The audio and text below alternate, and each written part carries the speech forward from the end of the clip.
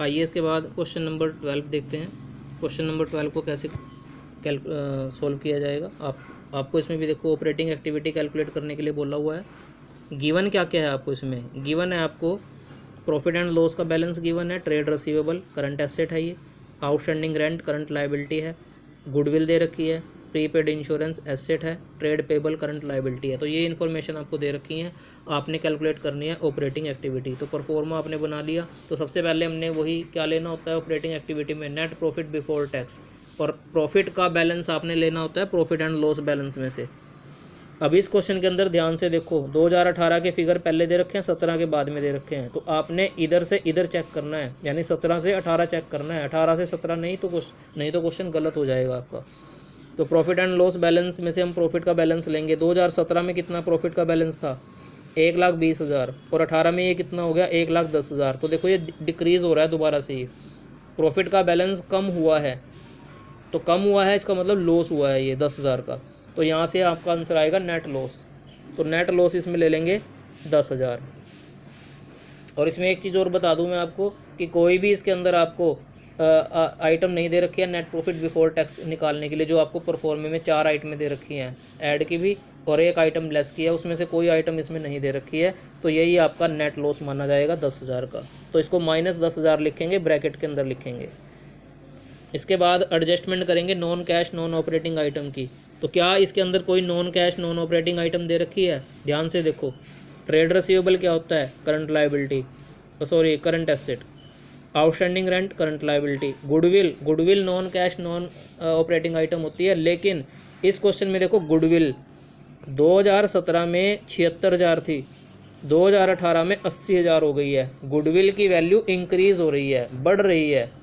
तो इसका मतलब गुडविल रिटर्न ऑफ नहीं हुई, गुडविल परचेज हुई है। क्या हुई है, गुडविल परचेज। तो जब गुडविल की वैल्यू बढ़ रही हो तो उसको आपने ऑपरेटिंग एक्टिविटी में नहीं लेना होता, ये इन्वेस्टिंग एक्टिविटी में जाएगी।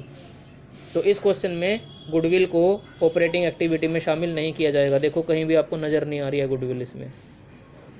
इसके बाद प्रीपेड इंश्योरेंस करंट एसेट है, ट्रेड पेबल करंट लायबिलिटी है।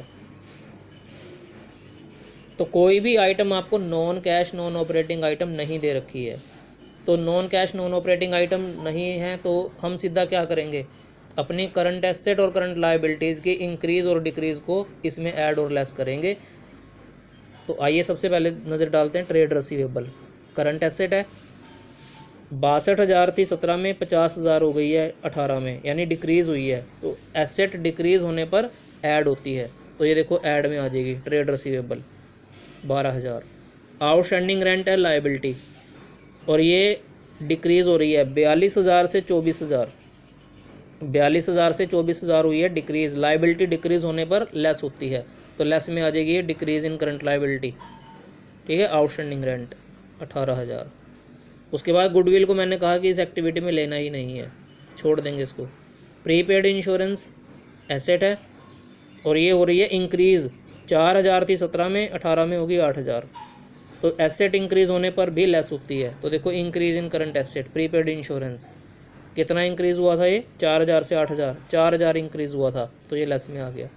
और ट्रेड पेबल क्या है, लायबिलिटी है, करंट लायबिलिटी, और ये हो रही है डिक्रीज़ 38,000 से 26,000। तो लायबिलिटी डिक्रीज़ होने पर लेस होती है, तो इसको भी लेस करेंगे, लेस में जाएगी लायबिलिटी ट्रेड पेबल। ये देखो यहाँ पे डिक्रीज़ इन करंट लायबिलिटी ट्रेड पेबल, इसके नीचे लिखा हुआ है कितनी डिक्रीज़ हुई थी, 38 से 26 यानी 12,000।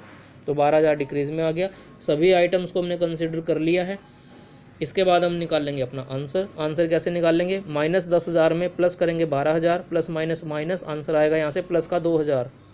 अब इसमें से देखो ये तीनों के तीनों आइटमें माइनस की हैं, तो माइनस की आइटमों का टोटल कर लो, 4,000, 18,000 और 12,000, इनका टोटल बनेगा -34,000। तो अब हम 2,000 में से -34,000 को माइनस करेंगे, तो क्या होगा, प्लस माइनस माइनस, यानी ये प्लस के 2,000 हैं, ये माइनस के 34,000 हैं। तो प्लस माइनस माइनस, आपका आंसर आएगा 34 में से 2 गए 32,000, 34,000 बड़ा है आपका। तो साइन हमेशा बिग डिजिट का आता है, बड़ी डिजिट का आता है, यानी आपका आंसर -32,000 आएगा। तो आंसर आपका माइनस में आ रहा है, तो इसको आप क्या लिखोगे, इसको लिखोगे कैश यूज्ड और लॉस्ट, चाहे कैश यूज्ड लिख लो, चाहे कैश लॉस्ट लिख लो, cash used in operating activity, चाहे ऐसे लिख लो cash lost in operating activity. इसको कैश फ्रॉम नहीं लिखना आपने, फ्रॉम नहीं लिखेंगे, यूज्ड लिखेंगे जब भी आपका आंसर माइनस में आएगा। तो यही पॉइंट था इसमें मेन, एक तो ये माइनस वाला पॉइंट था और एक गुडविल वाला पॉइंट था, इसके अंदर गुडविल की वैल्यू इंक्रीज़ हो रही थी। तो उम्मीद है आपको ये क्वेश्चन समझ में आ गया होगा।